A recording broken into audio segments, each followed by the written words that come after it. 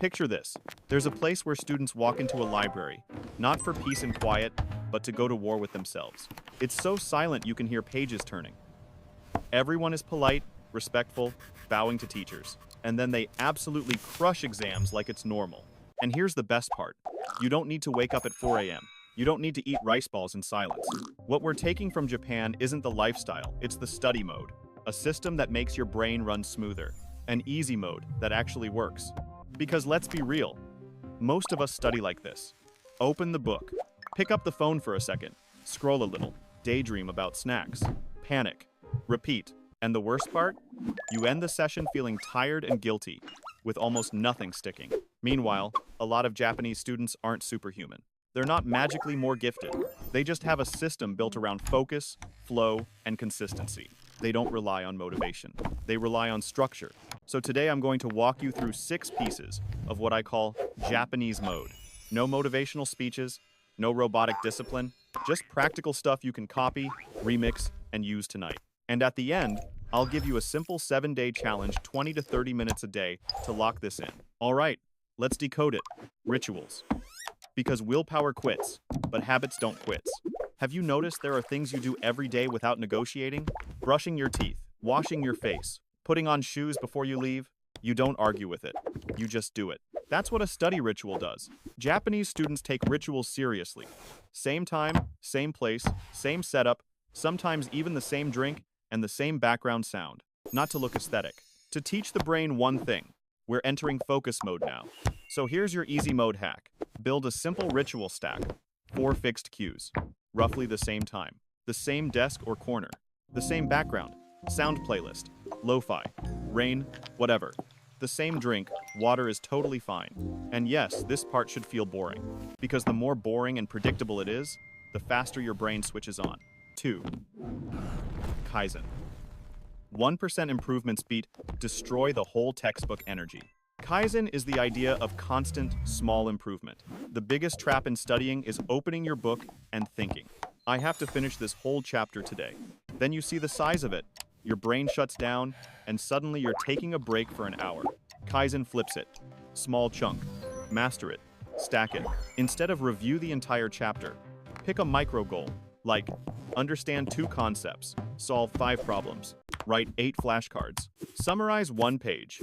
So small you don't even have a reason to refuse. And here's the secret. Track it. Not fancy. A piece of paper is enough. Each tiny checkmark gives your brain a win signal. Small wins create momentum, and momentum is everything. 3. Shuchu time. Deep focus blocks. With a real recovery rule, shuchu basically means concentrated attention. A lot of people think focus means sitting there for 3 hours. For most humans, that's just a fast way to burn out. Many Japanese students use longer focus blocks than the classic Pomodoro. Like 45-50 minutes of full focus, then a short break. Because 25 minutes sometimes ends before you even get into flow. So try this. 50 minutes on, 10 minutes off. But here's the rule. Your 10-minute break is for recovery, not dopamine. Stand up, move your body, drink water. Stretch, snack. What you don't do is open social media and fall into the scroll vortex. If you want help staying off your phone, use a timer app, a plant a tree focus app, or throw on some Tokyo Cafe style ambient music. Not magic, just a cue that tells your brain, we're locked in. Learn by teaching. The Juku effect. Japan has cram schools called Juku, and one reason they work is simple. Students don't just answer questions. They explain answers. They argue about methods. They solve out loud. Because the moment you try to teach something, you find out if you actually understand it or if you just recognize the words. So, your easy mode hack. Start a micro-juku. Once a week, meet with friends and take turns teaching a small section for 10 minutes. No friends available? No problem. Record yourself explaining a topic or teach it to a wall. Seriously, you don't need an audience. Your brain is listening. And every time you stumble, you just discovered the exact gap you need to fix. 5. Systems over motivation.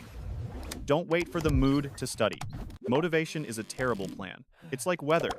Sometimes it shows up, sometimes it doesn't. Strong students don't depend on mood. They depend on systems. Here's one of the simplest systems you can use today. The 3-box method. Box 1. New information. Box 2. Learning stage. Box 3. Review stage. Every day, you rotate. A little from box 1 into box 2. When it's solid, it moves to box 3. And each day, you pull a small amount from box 3 to review. No drama, no motivation needed. Just rotation. It turns studying into a simple mechanical loop, and that's why it lasts. Respect for learning. The mindset that makes it sustainable? This is the core shift. In some cultures, failing feels embarrassing, so people avoid trying, avoid mistakes, avoid discomfort. But a common Japanese mindset is, effort has value. There's a concept like, effort beats talent when effort is consistent. That doesn't mean you love every second of studying. It means you respect the process enough to keep showing up. So, here's a quick hack. Every time you feel like quitting, say one sentence.